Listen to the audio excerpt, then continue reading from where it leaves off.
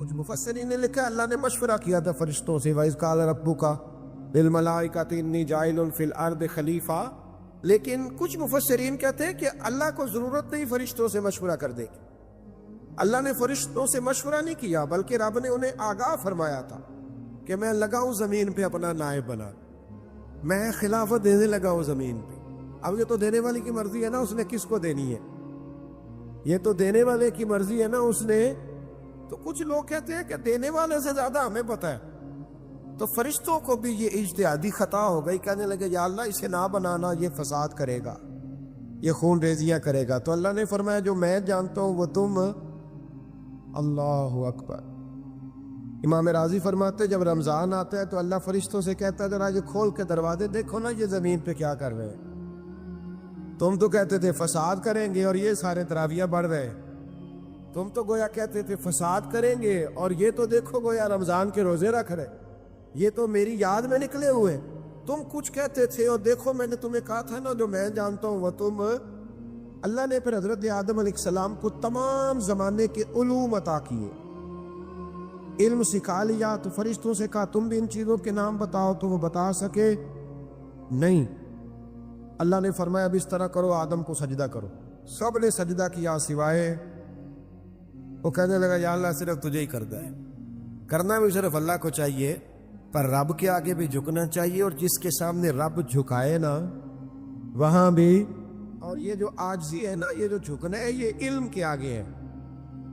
ہماری مصیبت یہ ہے کہ ہم علم کے آگے بھی گردن جھکانے کو تیار نہیں ہوتے، وہاں بھی ہم خود عالم فاضل بن جاتے ہیں۔ تو فرمایا کہ سب سے کہا سجدہ کرو، سب نے سجدہ کیا سوائے ابلیس کے، تو پھر ہوا کیا وَكَانَ مِنَ الْكَافِرِينَ، وہ کافروں میں سے ہو گیا۔ پھر اللہ نے حضرت آدم کو اور جناب حوا کو نا مقام دے دیا جنت میں رہنے کے لیے، اور کہا سارا کچھ کھانا، درخت کے قریب نہ جانا، فطرت ہے نا انسان کی، وہ جستجو کرتا ہے، کہا اس درخت کے پاس نہ جانا۔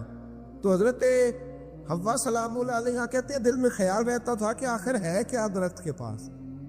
یہی انسان کا عقیدہ توحید ہے کہ جہاں سے رب منع کر دے وہاں وہ منع ہو جائے، اور یہ ان کی خطا نہیں تھی، یہ اللہ کی حکمت تھی، چونکہ رب نے تو پہلے کہہ دیا تھا بنایا ہی زمین کے لیے، تو یہ تو سارا کچھ ہونا تھا تو زمین پہ آنا تھا نا۔ تو حضرت حوا اور جناب آدم کے پاس شیطان آیا، اس کو نکال تو دیا تھا پر ابھی اس کا جنت میں آنا جانا بند نہیں ہوا تھا، یہ بھی اللہ کی حکمت تھی۔ تو وہ کہنے لگا تمہیں پتہ ہے بعد میں مر جاؤ گے، تو حضرت حوا کہنے لگی کیا موت بھی آئے گی؟ کہاں، اس کی تکلیف بھی بڑی ہوگی، تو پھر بچیں گے کیسے؟ تو کہنے لگے پھل کھا لو اس درخت کا، تو بچنے کے لیے پھل کھایا تھا۔ حضرت عیسیٰ علیہ السلام ایک دن پڑھ رہے تھے انجیل، تو آپ نے نبی پاک کا تذکرہ پڑھا، اس سانپ نے سن لیا، تو حضرت عیسیٰ سے کہنے لگا حضور یہ بتائیں کہ وہ نبی پاک ملیں گے کہاں؟ تو حضرت عیسیٰ فرمانے لگے کہ مکے میں آئیں گے اور مدینے میں رہیں گے۔ تو کہا ملاقات کیسے ہو سکتی ہے؟ فرمایا چلا جا مکے۔ تو وہ سانپ 600 سال غار ثور میں، اور اس نے 70 جگہ پہ سوراخ کیے۔ کتنے سال بیٹھا رہا؟ بول کے بتائیے، آپ 6 گھنٹے بیٹھ کے دکھائیں، سوال ہی نہیں پیدا ہوتا۔ ہم بڑے کمزور ہو گئے، ہمارے لیے معاملہ بڑا اور طرح کا ہے، ہماری مرضی کا کوئی بات کرے تو ہم اس سے راضی ہیں۔ 600 سال وہ سانپ بیٹھا رہا، 600 سال، اور 70 اس نے سوراخ کیے غار ثور میں، لیکن وہ بھی عاشق تھا نا۔ اور یہاں معاملہ یہ تھا کہ ابوبکر صدیق دعا مانگ کے گئے تھے کہ میں نے کسی کو موقع نہیں دینا، ایک میں ہوں گا دوسرا میرا یار ہوگا۔ وہ غار ثور کی تو لذت ہی یہ والی تھی، ایک میں ایک میرے محبوب۔ اس نے 70 سوراخ کیے ہوئے تھے، جناب ابوبکر صدیق نے کہا حضور آپ ٹھہریں، میں ذرا بھی آیا صفائی کر کے۔ تو نبی کریم علیہ السلام رکے، تو حضرت ابوبکر صدیق نے کہیں پگڑی پھاڑ کے رکھی، کہیں چادر پھاڑ کے رکھی، اتنے سوراخ بند کیے تو جو ایک رہ گیا وہاں ایڑی رکھ دی۔ تو اب وہ سانپ بھی شکوہ کرنے لگا کہ یار تو بھی کوئی نرالا ہی عاشق ہے کہ میں نے تو کسر ہی کوئی نہیں چھوڑی تھی، 70 سوراخ کیے تھے اور تو نے بھی کمال ہی کر دی ہے، یہ سارے ہی بند کر دیے، جو بچ گیا اس پہ ایڑی رکھ دی۔ اس نے پتہ نہیں کتنے ڈنگ مارے۔ سانپ کا جب ڈنگ لگتا ہے تو وجود میں بہت زیادہ گرمی پیدا ہوتی ہے۔ حضرت ابوبکر صدیق کے بارے میں ہمارے شارحین نے لکھا روئے نہیں، وجود اتنا گرم ہوا کہ آنسو ٹپک پڑے۔ نبی کریم صلی اللہ علیہ وسلم نے فرمایا ہٹا نہ ذرا پیر، پھر انہوں نے ہٹایا تو میرے مصطفیٰ میں لعاب دہن لگایا۔ حضرت ابراہیم ابن ادہم رحمت اللہ علیہ بادشاہ وقت تھے، اللہ سے بڑا پیار تھا۔ رات کو بستر پہ لیٹتے تو دل کرتا میرے اندر بھی اللہ ایسی صلاحیت پیدا کرے کہ میں بولوں تو میرا رب مان جائے، میں بات کروں تو میرا رب میری اس بات کا بھرم رکھے۔ دل میں خیال آتا تھا، لیکن تھے تو بادشاہ نرم نرم بستروں پہ سوتے تھے۔ ایک دن سوئے ہوئے تھے، چھت پہ کسی کے چلنے کی آہٹ محسوس ہوئی۔ بادشاہ کی چھت پہ بغیر اجازت آ کون گیا؟ کون ہے چھت پہ؟ جب مالک کسی کو قریب بلانا چاہتا ہے تو سبب بھی پیدا فرمائی دیتا ہے۔ وہ بندہ تھا کہ فرشتہ تھا، وہ انسان تھا یا اللہ کا پیغامبر تھا؟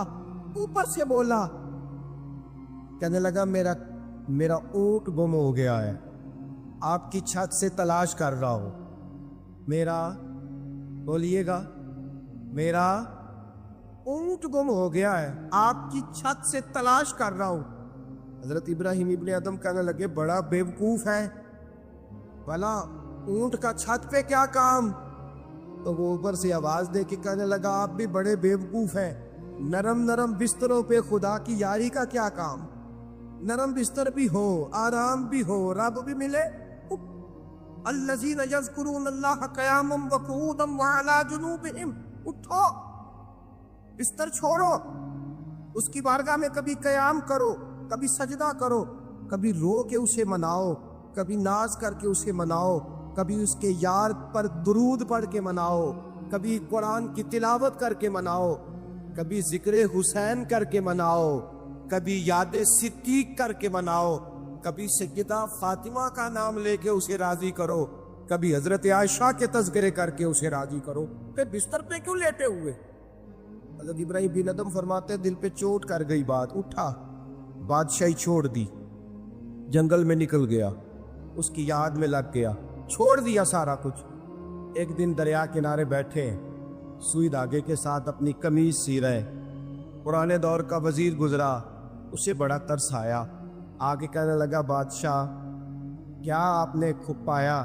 دیکھو نا کتنی آپ کی سلطنت تھی، کیسے عیش و عشرت تھے، ایک اشارہ کرتے تھے تو سارا ملک اکٹھا ہو جاتا تھا، اب آپ کو کپڑے سی کے دینے والا بھی کوئی نہیں رہا، اپنے ہاتھ سے آپ کپڑے سی رہے ہیں، یہ کیا آپ نے اپنا حال کر لیا ہے؟ جے تو وکیا عشق بازار بھی نہیں، جے تو چڑھیا اتے بار بھی نہیں، ایڈا سستا سودا پیار بھی نہیں، ایٹا سوکھا لبدا یار بھی نہیں، کئی جنگل گانے پیندے نے، کئی دوزخ لگنے پیندے نے، جو اس ملوں بھی مل جاوے، ایدو سستا ہور گپار بھی نہیں، کچھ سمجھ نہیں آندی لوکاں نوں، اوکا دے نال شہید کرے، ڈٹھی یار دے ہاتھ تلوار بھی نہیں، پر او دا خالی جاندہ وار بھی نہیں۔ مانے لگے وہ کیسی بادشاہت تھی اور یہ آپ کو کپڑے سی کے دینے والا بھی کوئی نہیں۔ اللہ کے بندے زیادہ باتیں نہیں کرتے، کام زیادہ کرتے ہیں، وہ پاسوں میں نہیں الجھتے، وہ عمل کی دنیا میں آگے نکلتے ہیں، بول بول کے اپنا آپ ظاہر نہیں کراتے، وہ اپنے کردار سے اپنا آپ ظاہر کراتے ہیں۔ سوئی کے ساتھ کپڑے سی رہے تھے، سوئی دریا میں پھینک دی، بولے کچھ نہیں، اس نے کہا کہ وہ بادشاہت کتنی اچھی، جواب کچھ نہیں دیا، سوئی پھینک دی۔ اب دیکھا وزیر کی طرف نگاہ اٹھا کے، اب دوبارہ کہنے لگے مچھلیوں میری سوئی تو واپس کرو، مچھلیوں میری سوئی تو واپس کرو۔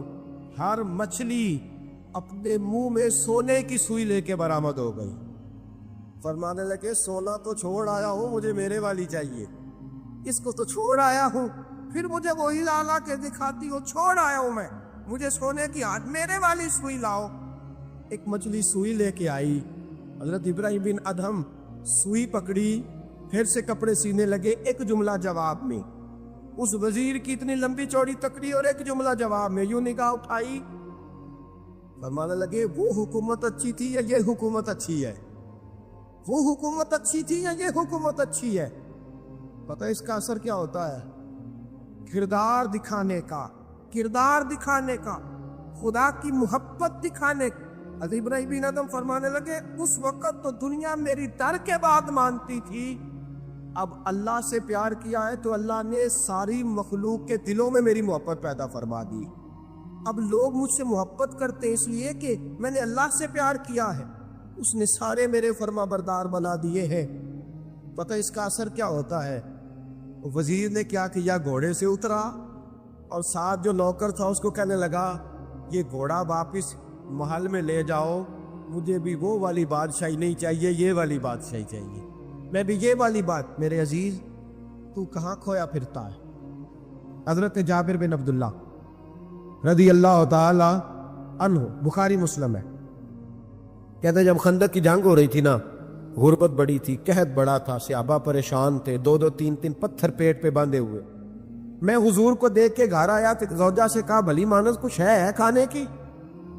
کہنے لگی تھوڑے سے جو ہیں۔ تو میں نے کہا پیسوں کی تو کتنی روٹیاں بنے گی؟ کہنے لگی 2-3، 4 بن جائیں گی۔ کہنے لگے سالن؟ زوجہ کہنے لگی اگر وہ بکری کا بچہ ذبح کرو تو 3-4 بندوں کا سالن بھی بن جائے گا۔ کہتے میں نے اسے ذبح کیا، بیوی سے کہا تو جاؤ پیس۔ کہتے میں نبی کریم کی بارگاہ میں حاضر ہوا صلی اللہ علیہ وسلم، حضور کی خدمت میں۔ زوجہ کہنے لگی کان میں کہنا حضور کے، سارے نہ آئے، جس طرح لیڈروں کے کھانے اندر ہوتے ہیں علیحدہ، اور جو نعرے لگا رہے ہوتے ہیں نا سویر سے انہیں ڈبہ ملتا ہے، لیکن وہ پھر بھی نعرے لگاتے ہی رہتے ہیں۔ مجھ پہ الزام لگنے لگا ہے کہ آپ سیاست دانوں کو ہر جمعے میں رگڑا دیتے ہیں، تو میں کہنا انہوں صحیح کر چھوڑو، پھر اسی مڑ جانے ہیں تنوا کو سیانے ہو جائیں۔ یہ سیانے نہیں ہو رہے، ہمیں بات کرنے کی بھی اجازت نہیں۔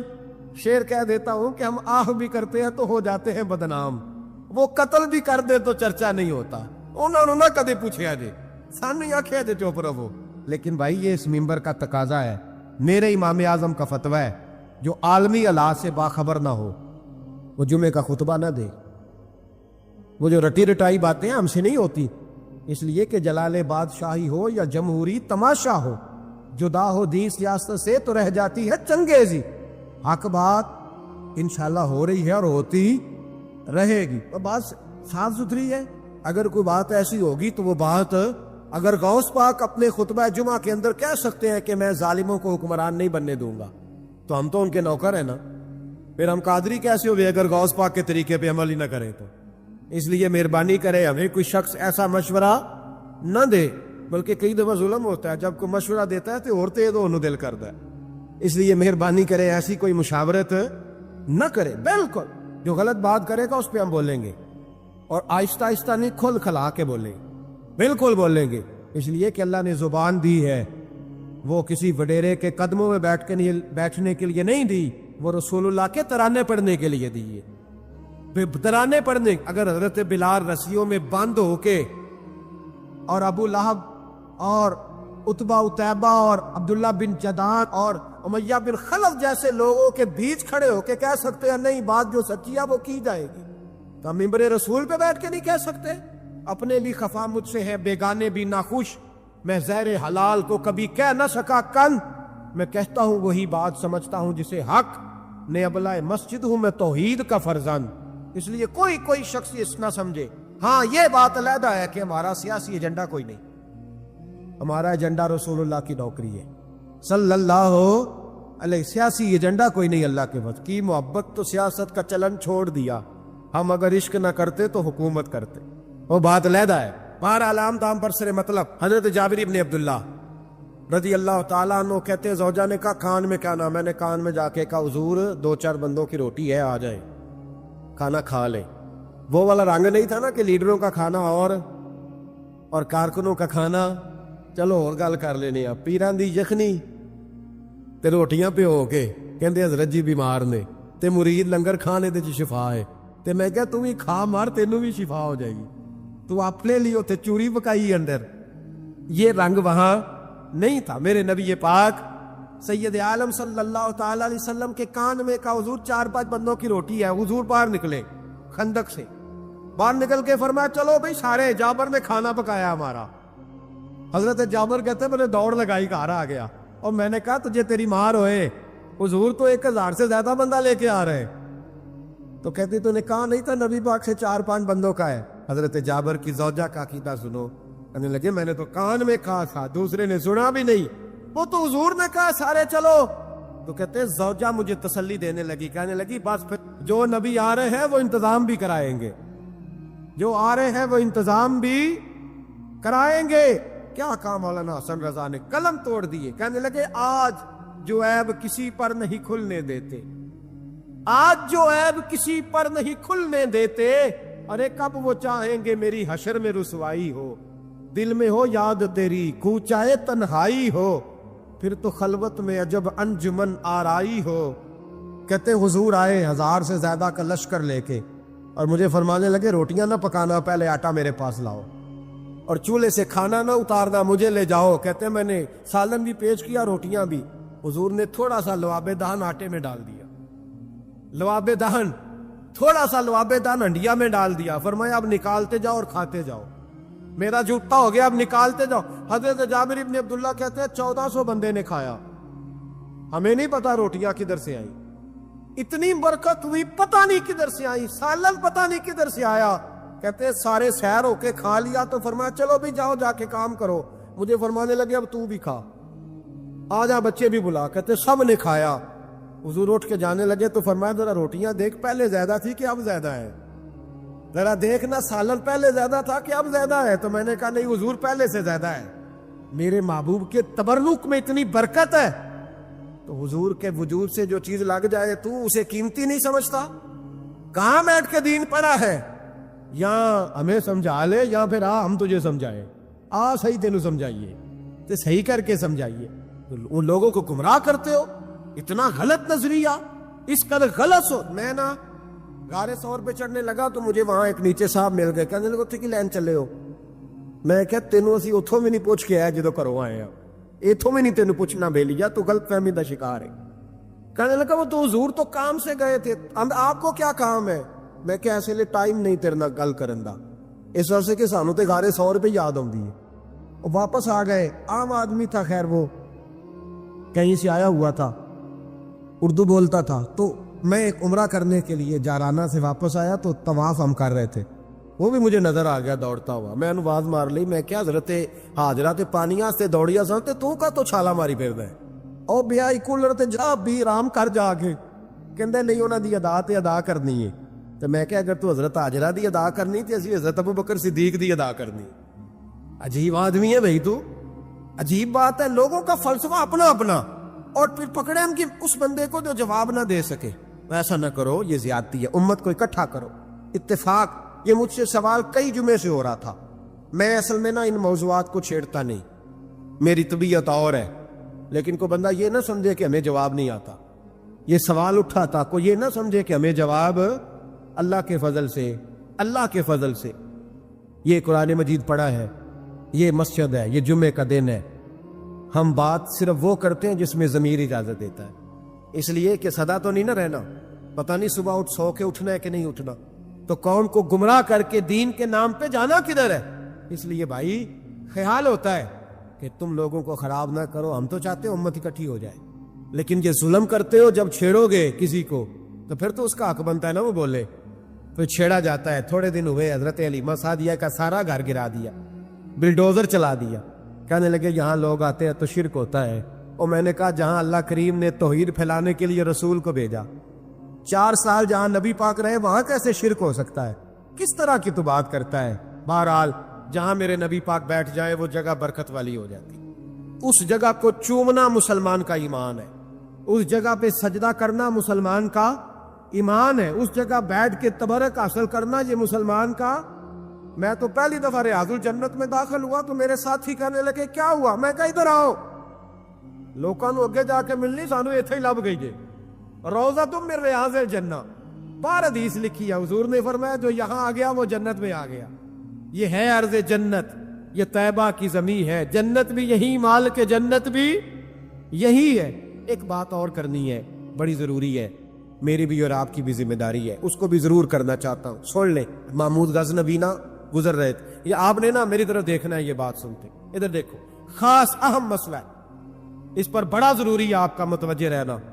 محمود غزنوی کہتے ہیں میرے دل میں خیال آیا کرتا تھا ہمیشہ کہ میں واقعی سبکتگین بادشاہ کا بیٹا ہوں یا معاذ اللہ میرا باپ کوئی اور ہے، اور ایک خیال مجھے آتا تھا کہ قیامت واقعی قائم ہوگی، شک رہتا، اور تیسرا میرے دل میں خیال آتا تھا کہ یہ مولوی بیچارے کمزور سے ہوتے ہیں، تو حدیث پاک میں آتا ہے کہ علماء نبیوں کے وارث ہیں، تو یہ واقعہ یہ حدیث سچی ہے یا مولویوں نے اپنی شان کے لیے بنا لی ہے؟ کہتے شک تھے تین، میں کہتا نہیں تھا کسی سے، پر دل میں رہتے تھے۔ ایک دن میں ہندوستان کی ایک گلی سے گزر رہا تھا، تو دین کا ایک طالب علم نے ایک کونے میں بیٹھ کے تھڑے پہ پھٹے پہ بیٹھ کے نا سبق یاد کر رہا تھا۔ اسے جب سبق بھول جاتا نا تو ایک ہندو کھتری کی دکان تھی، اس کے اندر چراغ جل رہا تھا اور ایک چھوٹا سا روشن دان تھا، اینٹ نکلی ہوئی تھی، وہاں سے نا ایک کرن باہر آ رہی تھی روشنی کی۔ تو وہ طالب علم جب سبق بھول جاتا تو کتاب روشنی کے آگے کرتا، عبارت دیکھتا، پھر کونے میں جا کے یاد کرتا۔ محمود کہتے مجھے بچے کا ذوق بڑا اچھا لگا، میں نے اسے بلایا، میں نے کہا بچے تم لالٹین کیوں نہیں خریدتے؟ تو کہنے لگا میں یتیم ہوں اور رسول اللہ کا دین پڑھنا میرا شوق ہے، مدرسے میں پڑھتا ہوں پر غربت ہے، لالٹین نہیں۔ کہتے میں نے اسے تھپکی بھی دی اور لالٹین بھی دی۔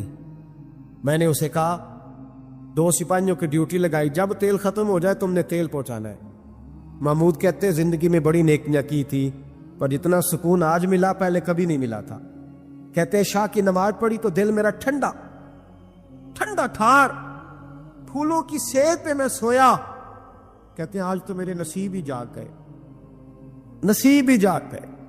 کہتے سارا شہر ایسے جیسے پھولوں کی طرح مہک رہا ہے۔ کہتے میں کیا دیکھتا ہوں کہ خواب میں میرے رسول تشریف لے آئے، خواب میری وچ ماہی آیا تے میں گل وچ پا لئیاں باواں تے ڈر دی ماری اکھ بھی نہ کھولاں کتے پھر وچھڑ نہ جاواں۔ اور کسی شخص نے کہا تھا چر ہویا مینوں ترلے لیندیاں کدی موڑ میرے ول واگاں، خواب میری وچ ایک وار جے آویں میں ساری عمر نہ جاگاں۔ کہتے حضور آئے خواب میں، ایک جملہ حضور نے کہا، ایک جملہ نبی پاک صلی اللہ علیہ وسلم نے کہا ایک، اور میرے تینوں سوالوں کے جواب دے دیے، ذرا دل کے کانوں سے سننا۔ کہتے ہیں محبوب فرمانے لگے او سبکتگین کے بیٹے، تو نے آج میرے ایک وارث کی خدمت کی ہے، میں قیامت کے دن تیری سفارش کروں گا۔ کہتے ہیں مجھے سمجھ آ گئی کہ میں سبکتگین کا بیٹا ہوں، مجھے سمجھ آ گئی کہ قیامت قائم ہوگی، مجھے سمجھ آ گئی کہ علماء نبیوں کے وارث ہیں۔